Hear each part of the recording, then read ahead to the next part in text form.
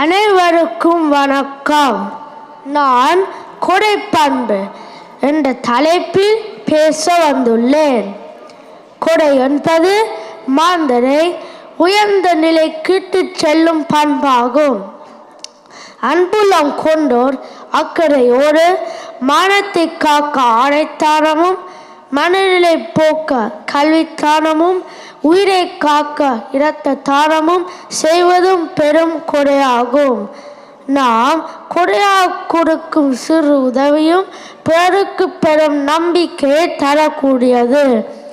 எந்த ஒரு பயனையும் கருதாது ஒருவருக்கு உதவும் போதுதான் அது சிறந்த கொடை பண்பாக போற்றப்படும். முல்லைக்கு தேர் தந்தார் பாரி, மயிலுக்கு போர்வை கொடுத்தான் பேகன். இவர்கள் மட்டுமா? கரையேழு வள்ளல்களுமே கொடைப்பண்பு நிலை நாட்டியவர்களே. உண்டி கொடுத்தோர் உயிர் கொடுத்தோரே என்ற கழக இலக்கிய அடிகளிலிருந்து அன்னதானத்தில் அகத்தியத்தை அறிய முடிகிறது. கொடை மனப்பான்மை கொண்டவர்கள் உலகிற்கு சிறந்த திகழ்கின்றன. நாம் கொடை கொடுக்கின்ற போது மனதில் அமைதி பெருகும், மகிழ்ச்சி நிலைக்கும். எனவே நாம் கொடை பண்பை நிலைத்து குமுகாயத்துக்கு உதவுகின்ற அழகான வாழ்க்கையை வாழ்ந்து கொடை பண்பை நிலைப்போம்.